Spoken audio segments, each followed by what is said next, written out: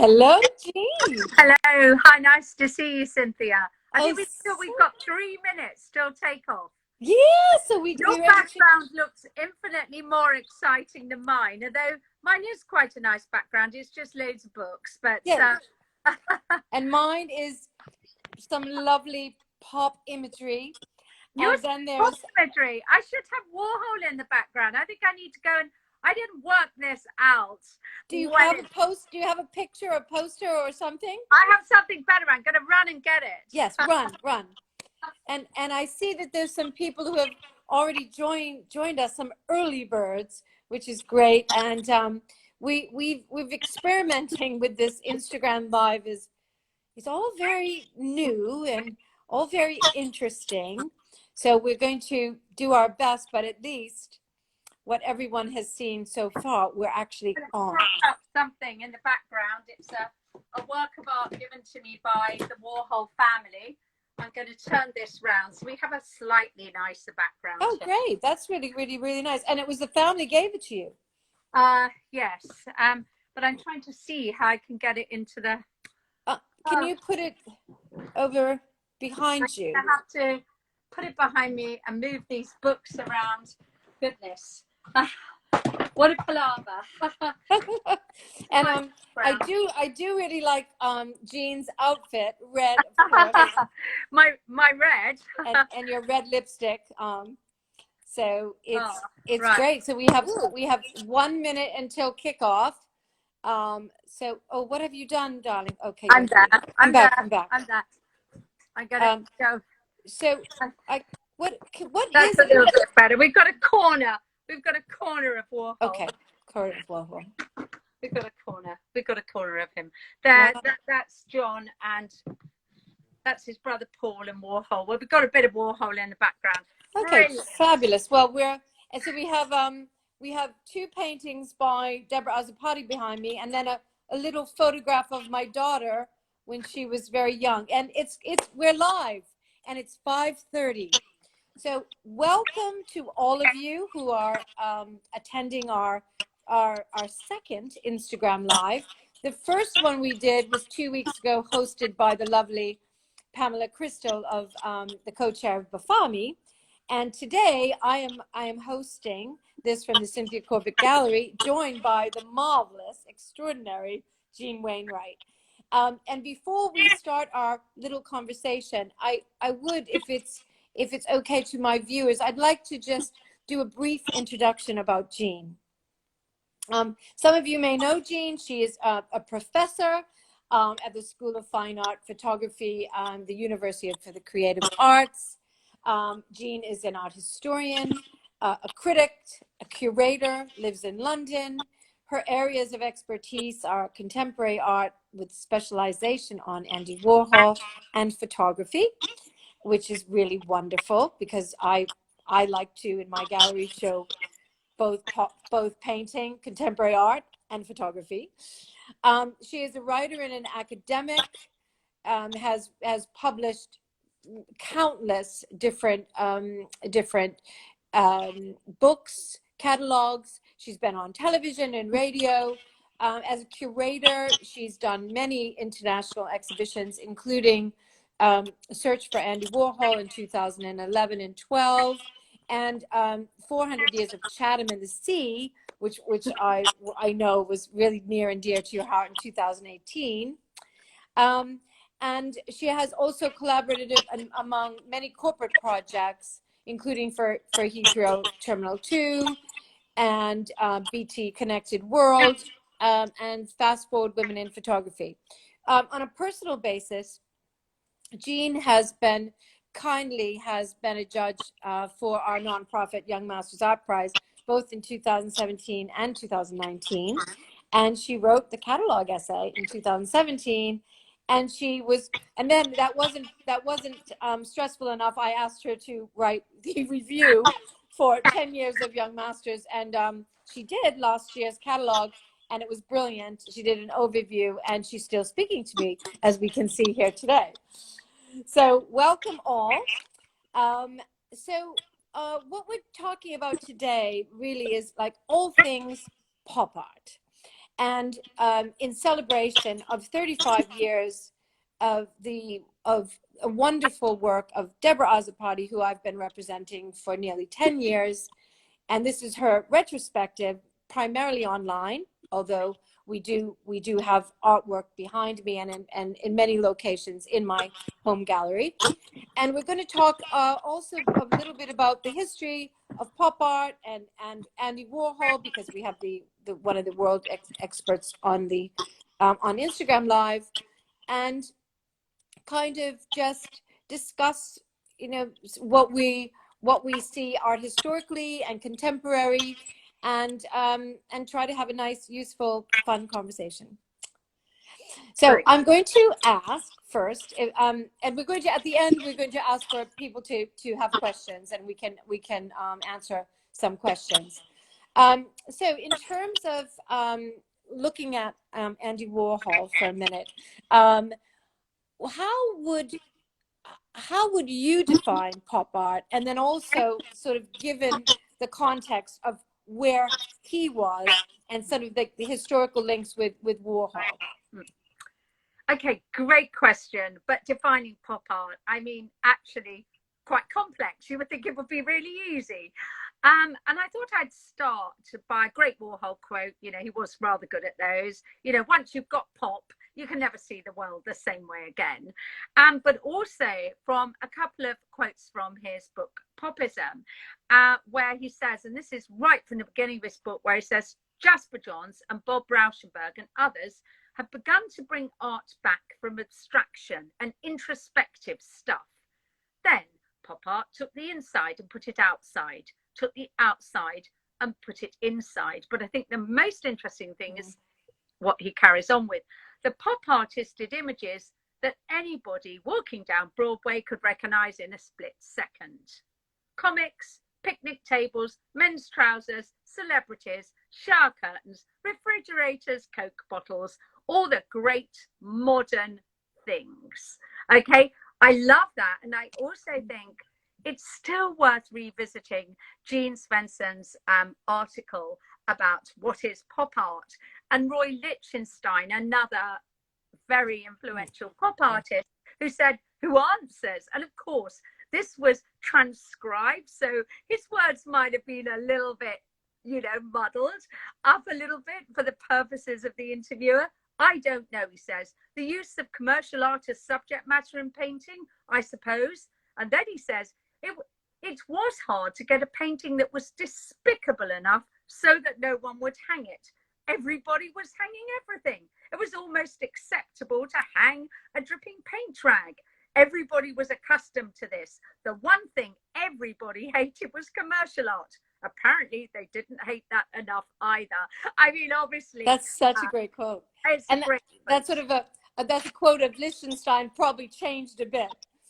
Because, but I mean, like, it just, what you were saying, it's so interesting, because obviously I'm an American, and things like Campbell's soup cans, Brillo pads.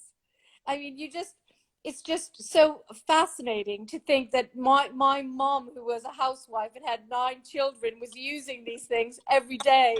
And this was, you know, this was part of the really fine art that you would see in MoMA and everywhere else.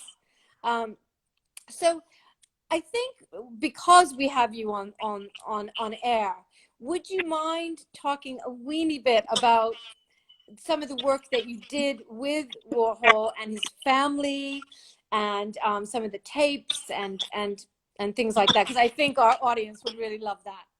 Well, absolutely. I came to Warhol really through the YBAs in the 90s, and I became really fascinated by how Gillian Waring, Tracy Emin, they were making films that kind of looked very Warholian to me, and their aesthetics seemed Warholian.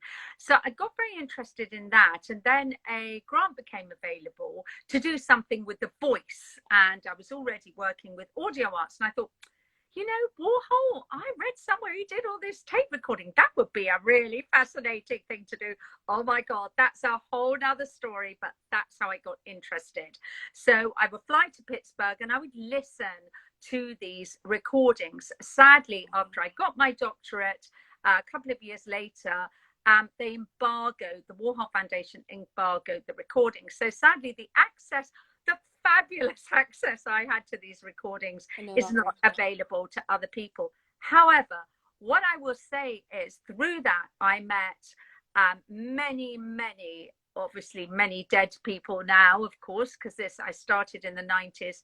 People associated with Warhol, including his family, got very close to his brothers, his nieces and nephews.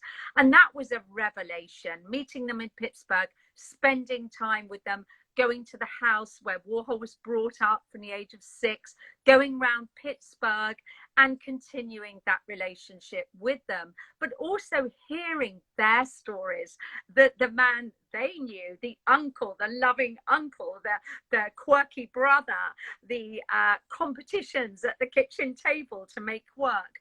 And Pittsburgh, because Pittsburgh is, it is an industrial city.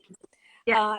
And it's an industrial city that has had, quite a few changes, like Detroit and parts of Ohio. Things have really been hard after, factories were closed. And so he's really, in a sense, he's a son of the American Industrial Revolution. And I'm sure that also that impacts his work and the if you will, some of the ordinariness of his subjects, but then of course the extraordinary subjects as well, the celebrity. Yes. So I guess to also let's now maybe link a bit with Deborah Azzopardi's work. Brings me to a really great quote that the journalist Estelle Lovett said about Azzopardi. She said, "America has Lichtenstein and we have Azzopardi." And this was at the time of Deborah's first major retrospective in 2014, which we were very proud to put on, and it was partly also done with a major catalog with that. So I don't know, how would you situate Deborah as a very much a British artist, a female artist, an artist operating for the last 35 years, but very, very, very much operating today? Where does she sit, do you think, in the pop art canon? Well, this is another great question, because it's a 30-year survey that you have on at the moment. And looking at that work, my goodness, there's some brilliant links there.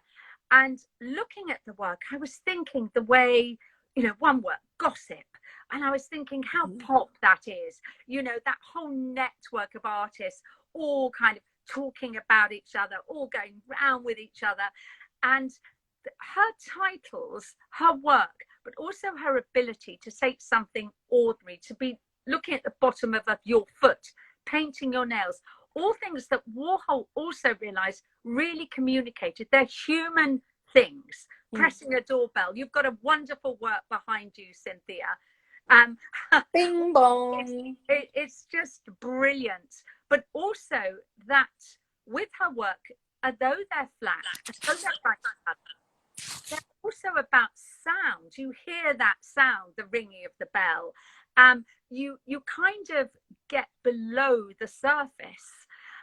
Where she sits in the pop art canon, I think, is very interesting as well for appropriation, where she does reference the art historical canon from the past. And the whole point about pop art, it's instantly recognizable, but also relies on a kind of a knowledge. So if you know Leonardo, or Fragonard, or a Brillo box, or a brand of nail varnish, these red nails and the blues and the color, really situates her absolutely as part of that tradition, a part of communicating with a contemporary audience that can look at the work, but maybe they can also go deeper, because actually someone talking on a telephone, which is not a mobile phone that we're on now, also says all kinds of things about history as well. That was done obviously a while ago now, but there were actually mobiles when she made that, but she chose to do that telephone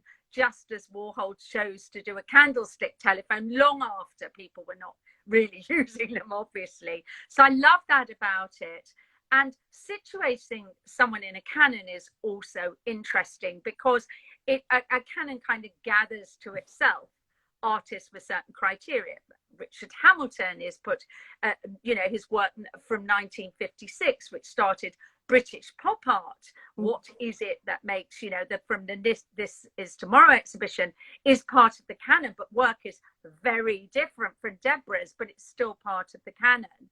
So and would you think like Peter Blake comes to mind as well?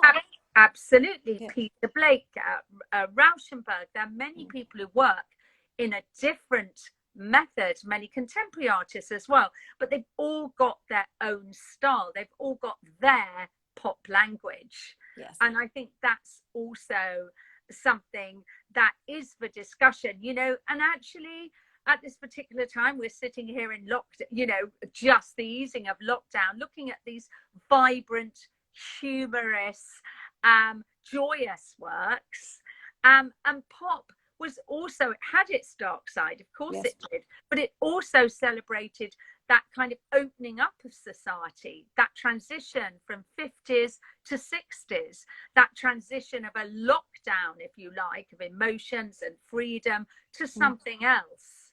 And also, didn't it also create what you would call a more democratization of the viewer, of the audience? Because you didn't just have to look at a Manet, which I love, by the way, or or Leonardo.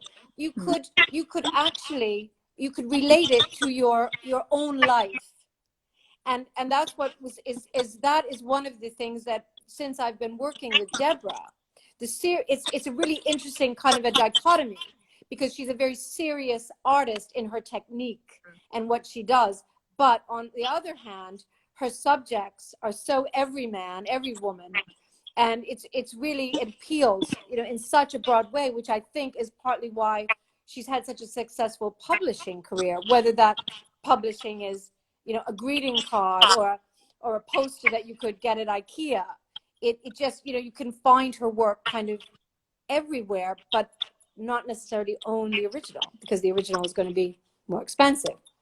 But what I also wanted to talk about, which I think is really, really interesting, which I only found out because lovely Anastasia did some research and found a little bit of a link here with the famous Walt Disney. So I'm going to ask you a question, because I think this is so interesting and I think for our audience will find it interesting.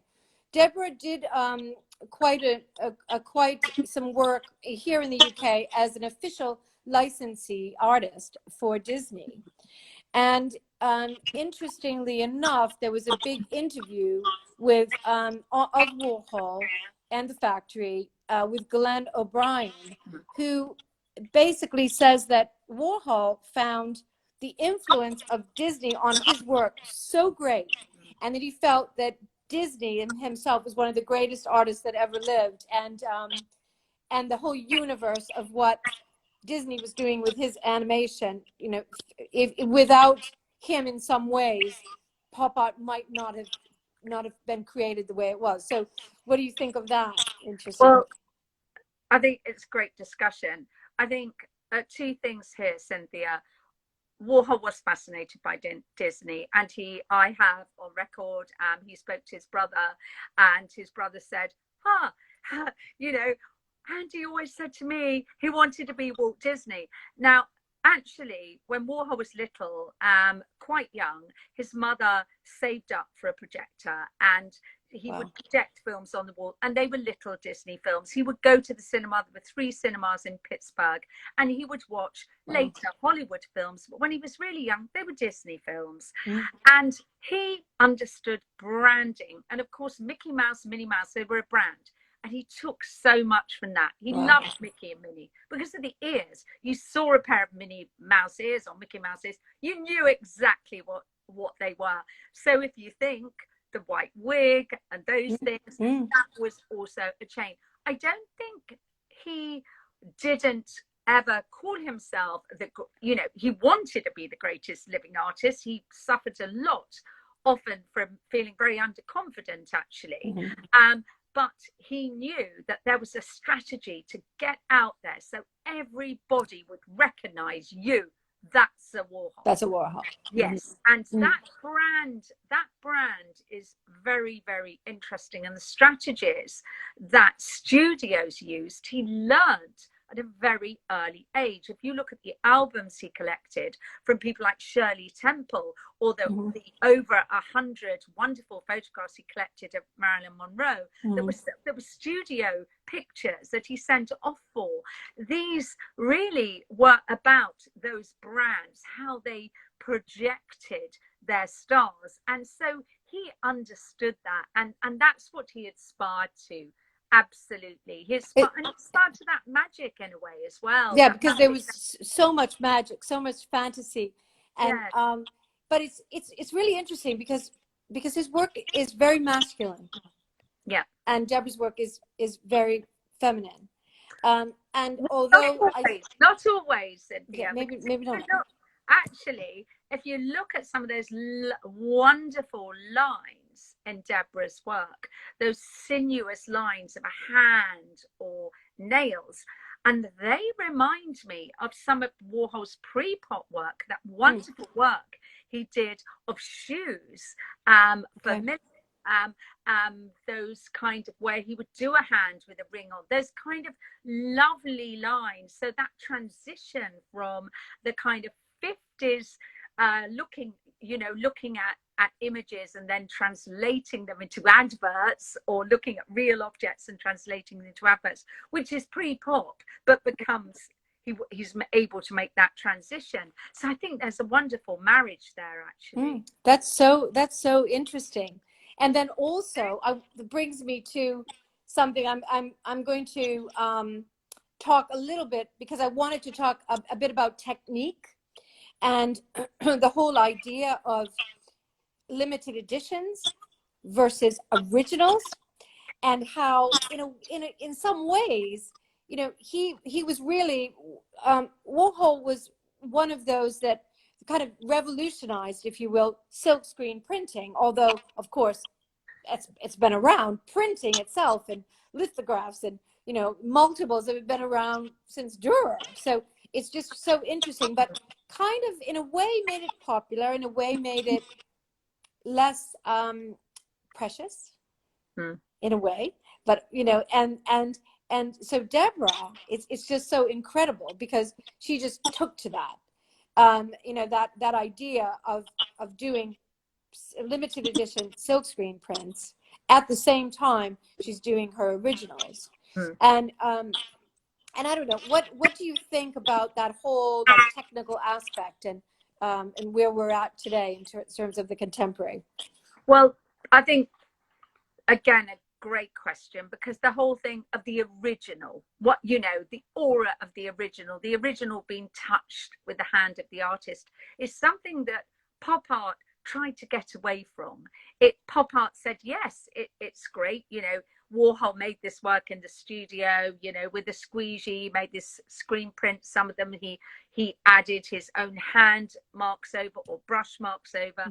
But he also loved printmaking, the actual prints, limited edition prints, which he really, really cared about, and realized that, of course, then they were, as you say, more reasonable to acquire.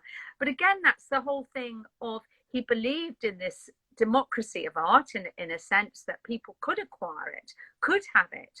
And I also think that you talk, in a way, you're talking about distance. So someone who makes a print, at what stage are they giving that over to the printmaker? But they're still in control, they're still actually making sure the technique is right, the print run is great, the colors are true, all those things. So in a way, that is the way of one way of contemporarily making work, and of people being able to share it and have it on their walls. I also think there's something really to be discussed here about, seeing something on a screen and seeing it on the wall. Now, obviously, you can go to your website and you can see Deborah's work, and it looks fabulous, you know, backlit, vibrant, gorgeous. But also, in reality, it does have much more depth. You have that sense of surface, and you have that sense of the density of the inks and things like that. It isn't the same experience. And so, yes, you know, you can, as we know, Deborah had postcards. She had work in IKEA, but that work was, you know, there were different stages of that work. You have originals and you have the work that is the print, and they're a different way of talking about the work. Exactly. Yeah, and it was really funny because when and Pamela, when we did our Instagram live, Pamela Bafami, the British Friends of the Art Museums of Israel, I don't know how many of our viewers know of them, but Deborah has been involved and I've been involved with them. We've donated work. They have a very strong educational program. And yeah, it was really interesting when she asked me how we met and how we started working together. And it was so interesting because Deborah called me and said, you know, I've been watching you. I see what you're doing with your artists. I really love that. And you're going to represent me. And then she sent me a whole load of her images. And what was interesting, I hadn't heard of her name. I hadn't heard of her as an artist, but I recognized the images. Yeah. So it was quite extraordinary, and because the images were out there, yes, but not necessarily her as someone that was being shown at art fairs, someone that was having her exhibition program, you know, with a gallery, but she was always kind of out there. So it's been, you know, it's really, really fascinating working with her. There's one of the differences that I wanted to just touch, because we have a few more minutes, and this is a really interesting question. I think our audience will also like that. With Warhol and some of the other, you know, artists of his time, there was this huge fascination with celebrity, huge. And maybe that was the time that, again, a more democratization of celebrity was in vogue. You know, you weren't just painting popes or kings or, you know, famous artists. You were painting people, subjects like Marilyn Monroe, Liza Minnelli, Muhammad Ali, and that is something that Mao Zedong, you know, like this, just like Jackie Onassis. There's so much of that. And, you know, he talks about that 5 minutes of fame. Everyone can have the 5 minutes of fame. And what's a big contrast with Deborah's work? A lot of times people will say, oh, well, who is that model, or who is that, or, you know, who is that person? And in actual fact, all of her models, all of her subjects are normal people.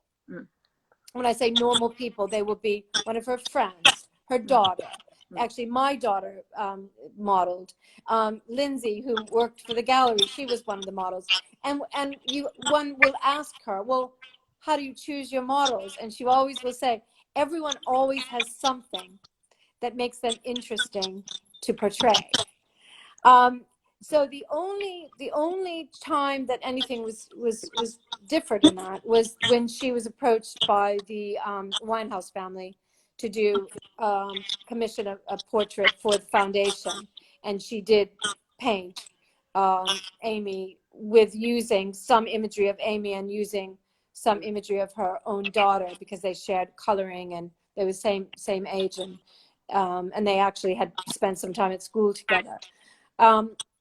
But what do you think in the, and then you brings to mind, you know, yes, Rauschenberg, yes, Peter Blake, so many. Do you think there is something, though, in the pop art, again, in that genre of pop art, that kind of like really almost can't get away from celebrity? And what do you think about that? Well, that's a complex and multi-layered question. If you think of Warhol's background, the stars were controlled originally when he was growing up. So you saw one side of them. The studios controlled their image to a greater extent. They controlled the pictures, the portraits that emerged of them.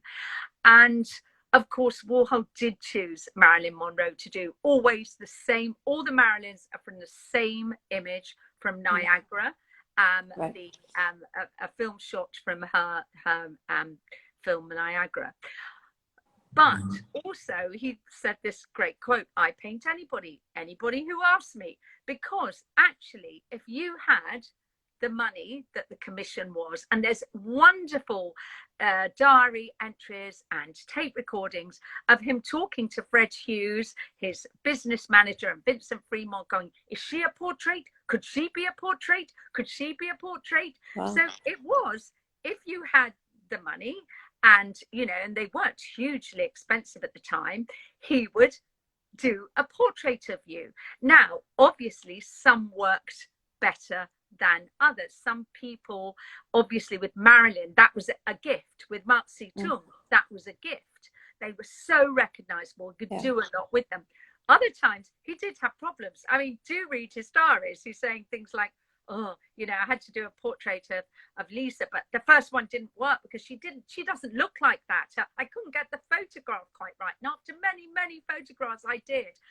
But to get back to your question about Deborah, celebrity is, of course, brings us back to brand, the instantly recognizable. And with Amy Winehouse, the beehive hair. If you put on the beehive hair wig, you were Amy, you know. With Marilyn, the lips. But other people, you know, the whole point is they look like a star. They're given the star treatment, if you like. And Warhol believed in that. Everybody could have that treatment if, you know, their 5 minutes of fame.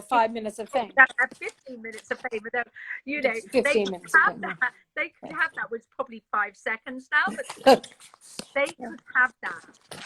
But there were other people that were more than that for him. Perhaps they were better in the moving image than they were in the still image. So actually, if you study Warhol's work, you'll see he made portraits of people in screen prints that he in films did less of, and lots of films like Edie Sedgwick and so there's all these things. But in the screen print, it's the signage. How can you get somebody with very little information in a way? And you get it. Like Queen Elizabeth, you just get it. You know?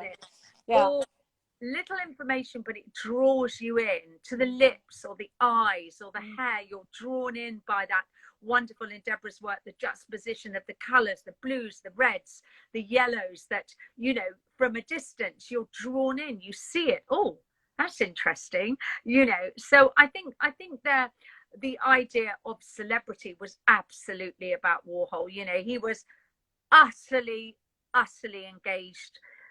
Hundreds of pages of diaries about it, hundreds of tapes about meeting people who were celebrities.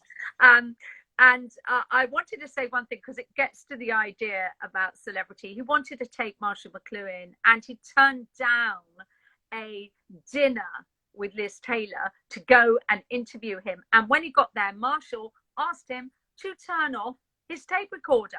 And Warhol said, "Oh," this is on a recording, by the way, "Oh, gee, but I thought he was the guy who said the medium is the message." And that's so wonderful. But to get back to pop and what you were saying, the whole idea of, of being able to have something that speaks instantly. Pardon me. Water. Caught my throat there. Yeah. And so I think we're going to, I don't know who's out there, because it's really hard to see if we still have much of an audience, and if anyone on this very hot day. We are speaking on one of the hottest days of the year, Cynthia. I think it might be the hottest day. So we, I don't know if we still have any questions, or anyone wants to ask a question, but what I would say is that, yes, we're coming out of lockdown. I have a home gallery in Wimbledon. we are open by appointment, by private appointment. And also what I've been offering people, and it's been really interesting, I've done 2 this week. I've been having Zoom appointments with potential clients, and clients asking me, can I make an appointment and run around, and look at the works in situ? And it's been really fascinating. And I've never really had that. So I don't know. There's all kinds of interesting things about lockdown versus the normal that we had before, and it's been quite extraordinary how many people want to just come and see the work and have us, spend really like private time with them. So it's been great, and I just encourage people to get in touch. Everything is obviously online. And knowing that we will hopefully be able to do a show in person in central London, which was where we were going to do Deborah's big retrospective this year. Hopefully we'll be able to do it next year. But there's loads of things that are available. Some things that Deborah never released to the marketplace before, that are like the Sshh image, which is I don't know if so if you'd see that, which is really, really famous. And then surprisingly, there's some things in the exhibition that are as little, they're originals, they're as little as £4,000. And some of the sales proceeds will be going to the Fani. So if people are interested. But anyway, it's what an opportunity, and it's been so great to talk with you, Jean, and you're amazing. And I would love to listen to some of the interviews sometime if I'm allowed, and can't wait to see you in person and have a coffee or something stronger with you. and to anybody that has tuned in, or whatever you do, joined live, of course, there is a Warhol show on at the Tate. It hasn't yet reopened. Very sadly, it opened and a week later had to close. And that show does have some great iconic pop works in it. It is a show that takes a different look at Warhol. And, I thoroughly recommend. I mean, hopefully they can get round all the social distancing to see it. But also to see, of course, Deborah's show, and but as well to think about how a movement can keep on going, in a sense, because actually, if you think about it, most art movements only last for a quite short time, and pop art, it's engaging. When we look at many, as I say, we look at Gavin Turk or someone like that, and his huge fright wig portrait. We look at artists that are referencing him, but also these colors and vibrancy, they kind of cheer us up as well. We need it. And she says, doesn't she, my work's about humor. But how many is so interesting for me, how many, a shush or gossip or somebody listening on the phone. And of course, all these things, the communication thing at the moment is very apposite. Yeah. We need to, if we're in touch like this, at least. Are there any questions? I can't see anybody. Everybody seems to have had a nice time, though. So a lot of hearts and a lot of thank yous and a lot of great art, great talk. So wait a minute, maybe someone. Get up to the excellent conversation. Another reason to get up to the Midlands, Wolverhampton Art Gallery has a huge collection of pop art. That's from Oliver Jones, who's an amazing artist, young master alumni. They do, actually, yes, and a great excuse, yes, absolutely. To see original works, of course, in museums. We really want, as soon as they're opening, we want people to go back to these fabulous spaces and be inspired by work to make them. And Wolverhampton Art Gallery, my husband is, he grew up partly in Wolverhampton, and he's always on at me that we have to go more to Wolverhampton. And Yeah. So and the other wonderful gallery that has so much pop art is Pallant House. Yes, Pallant House has a wonderful collection of British art as well. So a great visit, and a lovely museum with a fabulous collection. Yes. It says, what inspires you? Who are you watching right now? So I think I think maybe it's a question for you, Jean. What inspires you? Who are you watching now? And what is your favorite Andy Warhol artwork? Oh my goodness, my favorite Andy Warhol artwork, I'll start with, changes all the time. I absolutely was knocked out, even though I had seen smaller versions, by the huge Mao that I saw in the Whitney retrospective last year in New York, Warhol. But also the hammer and sickles, for a very funny reason, because when he did those, he did them for really interesting. What happened was, he was in Italy and he kept seeing this graffiti of hammer and sickles. So actually it didn't come originally from a huge thing about communism, and then he had difficulty kind of getting the hammer right and the sickle right and photographed them. But there are many works as I see them and revisit them. They have they speak to me in different ways. The Ladies and Gentlemen series, which of course are in the museum at the moment, the story behind those is very interesting. But some of those early works, the works that relate to a kind of absence, the crossword, for example, I love, because it's all about missing words. As a child, his mother didn't speak good English, and it's always reminded me of those kind of the missed connection. What am I watching at the moment? I don't know whether you mean Netflix. I feel like sometimes, like the old-fashioned parrot cages where you had to put that, my old grandma you had to put the cloth over the cage, because I cannot. No. But I also am fascinated by the proliferation of appropriation, the museums, the girl with the pearl earring, and the way, there's a whole series of people who are kind of dressing up their dogs. And did you see the Getty? So yes, the Getty Museum. That's what I'm talking about. The Vermeer of the Getty. And you know what they did? They did Sshh. They did Deborah's Sshh.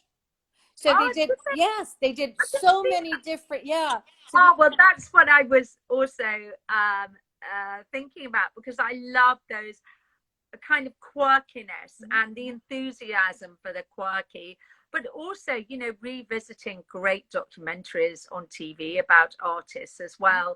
And, some of those historic documentaries are fascinating, just the way the people, they're so static, and the way people talk, but also, seeing the artists at the time, they're still alive when the works were made. And I think it's lovely to look at those documentaries. And someone else has asked, which Deborah Azzopardi work most strikes you, and and maybe which is like your favorite? You can have a favorite, or which maybe one, or well, there are various ones. I like the one that's behind Cynthia because I love the idea of a bell being pressed and this noise, that you have, but also the one where she's looking at the bottom of the foot, or it's the bottom of the foot, because for me that's very Warholian, something so in a way banal, it's a very banal image in a way, pointing to something.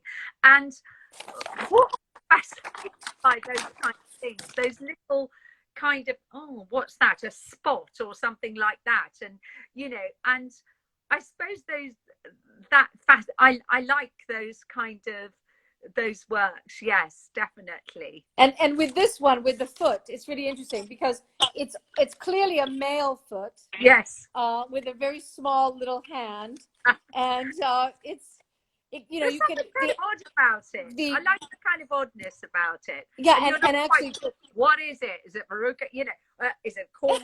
What is on the foot? And I quite like that, because that to me is a very kind of Warholian humor as well, to take something that's banal and ordinary and kind of elevate it to the subject of art. yeah. So and it's also up to the, isn't it, the viewer to make Yes. their own their own narrative of what's going on with that foot. Of course, yes, Yeah. definitely. So I just wanted to say there's some very somebody just going back to watching as well, studio visits. There's a lot of interesting things on the, you know, on Instagram, but also on all these social medias now, where you can just have a privileged look into a studio, and they're very interesting to see also. Absolutely. And there's we're you know, as a small gallery, we're trying to do as much as we can as well to you know, support the artists that we work with, both with the gallery and with young masters. But then again, we don't want to over bombard people because there is so much noise. But I think one of the things about Instagram and social media, what's so great about it is that you can dip in and out when you have the time. You discover things. If you want to spend 3 hours and, you know, keep going and going, you can discover so much. If you can just spend, you know, a few minutes. But what's nice is that in this lockdown, I think particularly, it is actually, I think it's been a lifeline for so many people, because they have felt that they could be at least somewhat connected. There is a connection, yes, and you can see the person and you can kind of feel there's some kind of relationship with them, I hope. Anyway, well, so I've kept you, I think, long enough, and thank you, my darling, so much. And I love your smile. You're just so amazing. You're just so great. And we'll see you soon. And thank you to all of our audience. And hope we see you all soon. See you soon. Bye. Bye. Bye. Bye. Bye.